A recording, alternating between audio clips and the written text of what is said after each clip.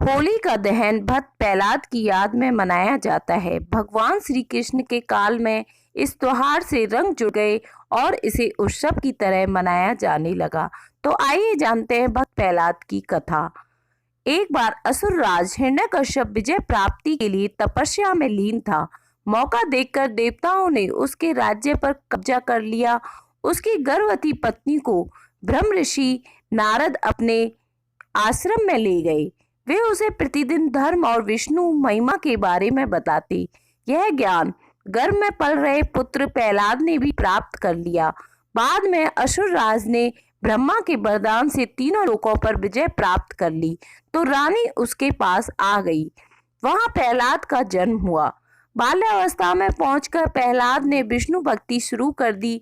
इससे क्रोधित होकर हिरण्यकश्यप ने अपने गुरु को बुलाकर कहा कि कुछ ऐसा करो कि यह विष्णु का नाम रटना बंद कर दे। गुरु ने बहुत कोशिश की किंतु वे सफल नहीं हुए। तब असुर राज ने अपने पुत्र की हत्या का आदेश दे दिया। उसे विष दिया गया, उस पर तलवार से प्रहार किए गए, विषधरों के सामने छोड़ दिया गया। हाथियों के पैरों तले कुचलवाना चाहा, पर्वतों से नीचे फेंकवाया, लेकिन ईश्वर कृपा से प्रहलाद का बाल भी बांका नहीं हुआ। तब हिरण्यकश्यप ने अपनी बहन होलिका को बुलाकर कहा कि तुम प्रहलाद को लेकर अग्नि में बैठ जाओ, जिससे कि वह जलकर भस्म हो जाए। होलिका को वरदान था कि उसे अग्नि तब तक हानि नहीं पहुंचाएगी जब तक कि वह किसी सदगति वाले मानव का अहित करने की ना सोचे।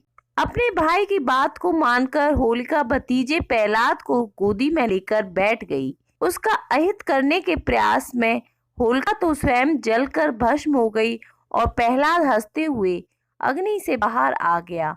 इसलिए होली पर्व मनाते समय वास्तविक भाव को ध्यान में रखकर होली दहन करें। इसके लिए फिर आप चाहो तो विगत वर्षों के बुरे अनुभव और असफलताओं को एक कागज पर लिखकर अग्नि को समर्पित कर दें। अपने मन में चल रहे नकारात्मक भावों को होली दहन में डाल दें।